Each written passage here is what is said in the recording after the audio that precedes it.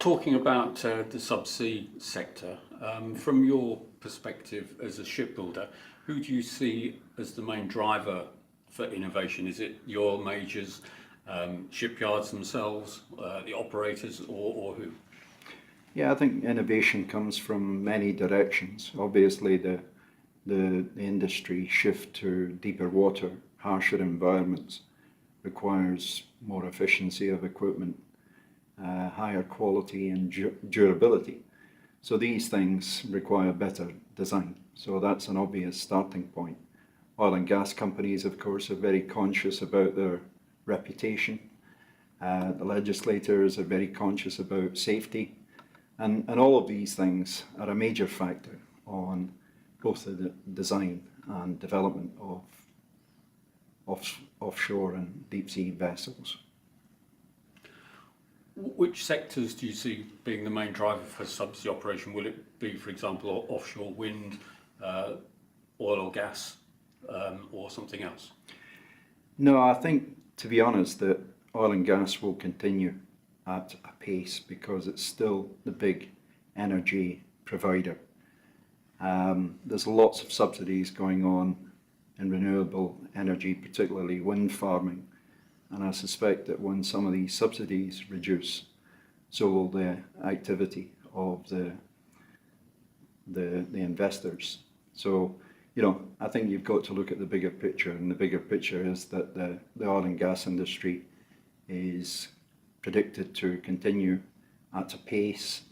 Price of oil, Brent oil at $108 a barrel, is a very good place for the oil and gas industry.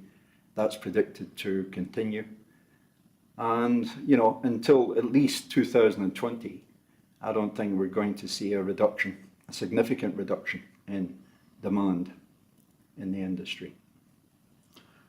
As the demand does increase and the requirements of vessels becomes greater, what do you see as the main areas where technology is going to advance for subsea vessels, and the main areas where innovation is going to have an impact?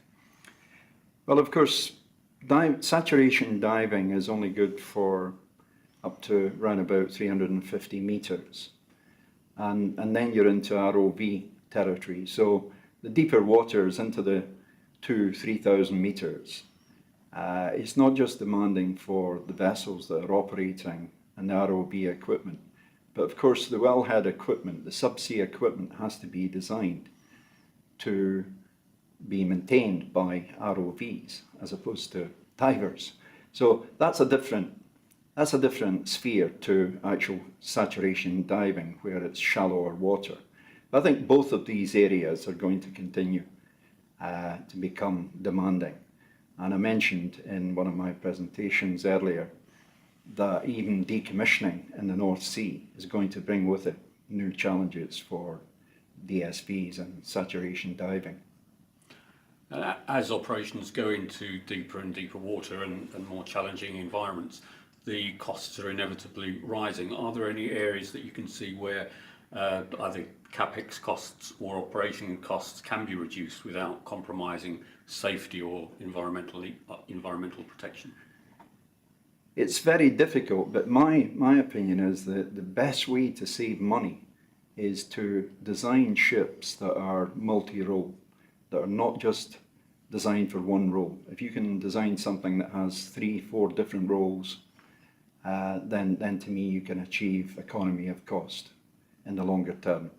But with deeper water and harsher environment comes higher and more complex engineering, and there is a price to pay for that. It's not the price of steel, it's not even the price of construction. It's the sophistication of design and the technology that's behind that, the materials, the technology that's behind the equipment.